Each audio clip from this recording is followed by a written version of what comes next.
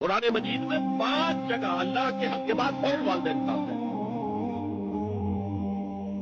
وَقَضَىٰ رَبُّكَ أَلَّا تَعْبُدُوا إِلَّا إِيَّاهُ وَبِالْوَالِدَيْنِ إِحْسَانًا۔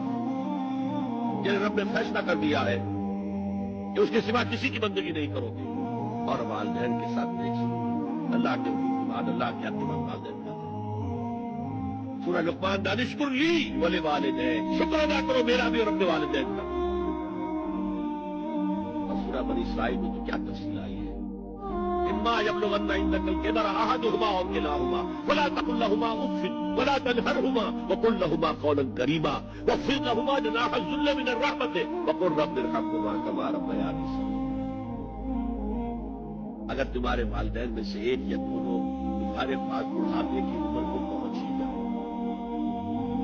انہیں کبھی اف تک نہ کہنا، دل نہ توڑنا، چھاتی چوڑی کر کے بات کرنا، کندھے جھکا کر بات کرنا، ادب سے